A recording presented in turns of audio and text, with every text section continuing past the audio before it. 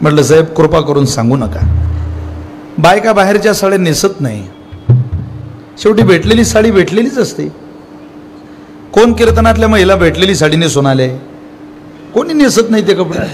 पहिल्यांदा या महाराष्ट्रातून दोन गोष्टी काय हद्दपार कराव्या लागतात. एक ती सत्कारातली शॉल आणि लग्नातली साडी काहीच कामात येत नाही, फक्त घरात कपाटाचं धन आहे. ते कीर्तनाला बसलेल्या लोकांचे अनेकांचे सत्कार झाले, कपाटाचे कपाट भरले तुमच्या घरी शॉलीचे, काय कामात येतात?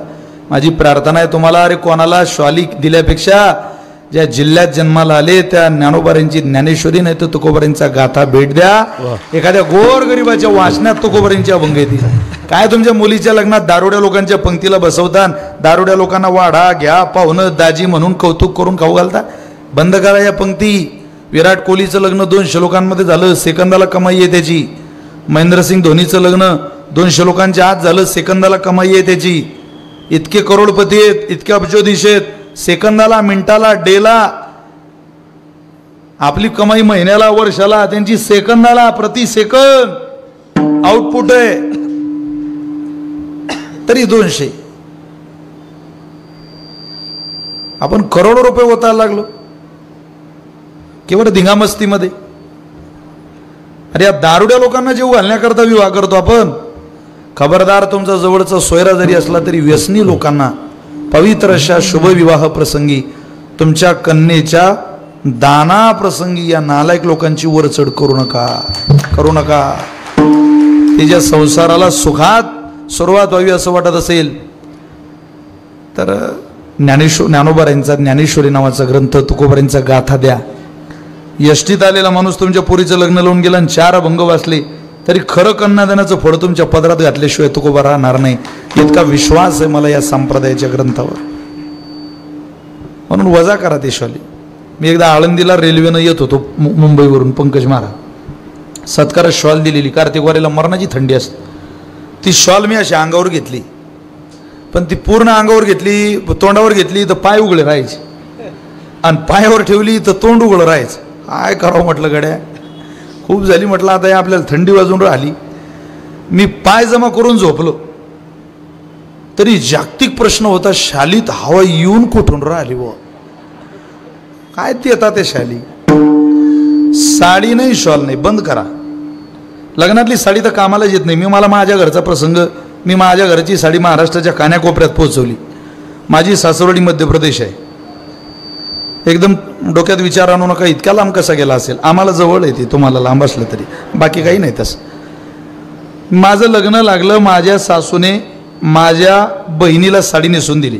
म्हणजे आमच्याकडे अशी पद्धत आहे, नवरदेवाबरोबर आलेल्या मुली, नवरदेवाच्या बहिणी, चुलत बहिणी यांना साडी नेसून देतात, एक चांगलं भांडं देतात. आमच्या बहिणीला आमच्या सासूने साडी नेसून दिली. ती साडी नेसून माझी बहीण घरी आली. आम्ही सगळेच आलो.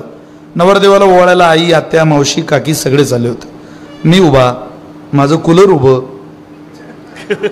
माझ्या उजव्या हाताला माझी बहीण उभी होती. आमच्या आईनं मला पाहिलं नाही, तिलाही पाहिलं नाही, आमच्या बहिणीकडे पाहिलं. आमच्या आई म्हणे, सुषमा ही साडी, अगं म्हणे ते दादाच्या सासूने दिली. अगं म्हणे चव नाही त्या साडीला, देणारीला लाज नाही, नेसणारीला लाज नाही, सोड साडी. आमच्या बहिणीने ती साडी सोडली आणि आईकडे दिली. आमच्या आईनं त्या साडीची घडी घातली, कपाटात ठेवली. मला मुलगा झाला. मला सांगू द्या ना पुढं.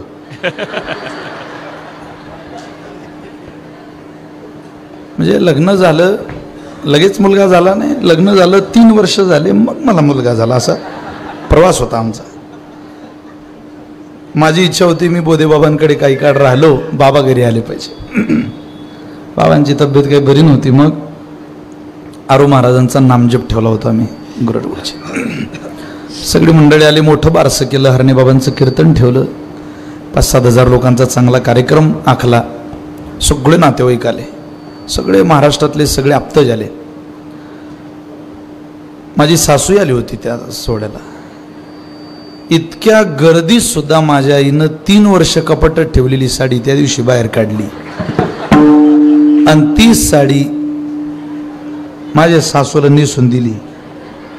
मी म्हणू का काय आपल्या आईचं डोकं सोपी काय.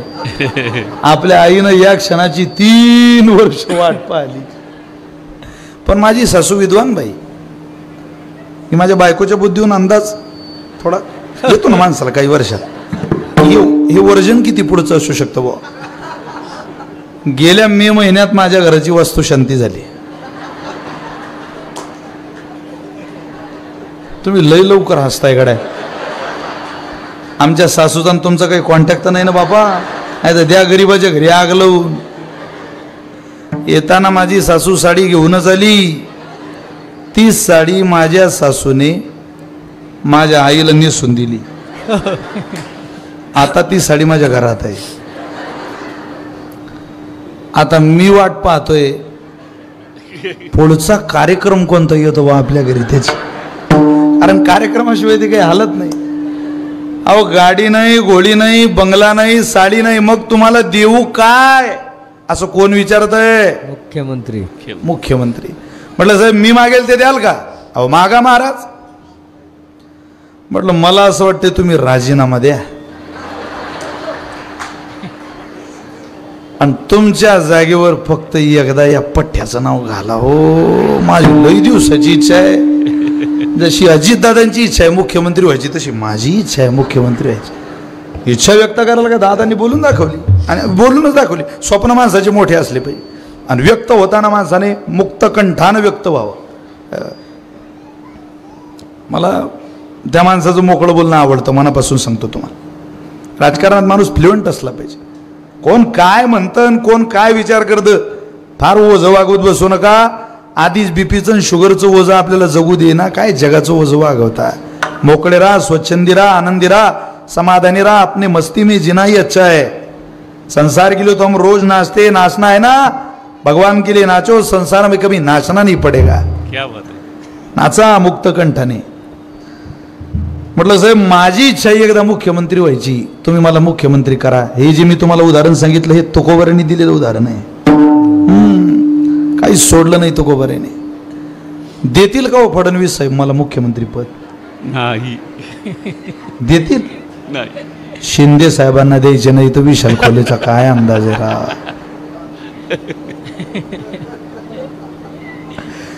कारण व्यवहार असं सांगतो आपण मिळवलेलं पद दुसऱ्याला देता येत नाही व्यवहारात. पण या मूर्तीकडे बघा. हा सावळा अकारण कारण करुणावरून आलंय जगदाधार. रुक्मिणी प्राण संजीवन असलेला भगवान परमात्मा आहे. माणसाला माणसाचं पद देता येत नाही हो.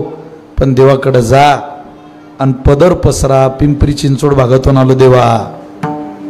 घालतो का आमच्या काही पदरात, घालतो का काही पदरात असं म्हणता बरोबर स्वतःच पद स्वतःच. बाप रखुमा देवी वरु विठ्ठले भक्ता दिदले वरदान. कोणतं वरदान. तुकोबारे म्हणतात मोठ्याचं काम आहे मोठं देणं. तुका म्हणे बळी देता ते निदान.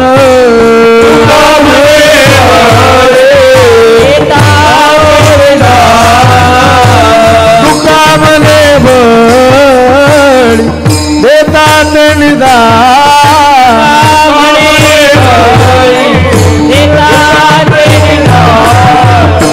भिकेसाठी कोण राज्य देत. भिकेसाठी कोण राज्य देत.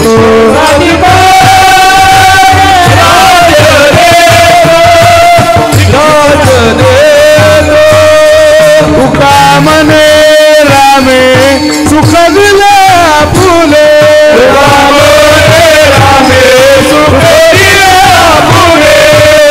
दया गर्भवासा एन जाणे कुंटले. दया गर्भवासा एन जाणे कुंटले. हे राम वेळोवेळा आम्ही गाऊ गणिता कांडिता जीविता गे बाई. हे राम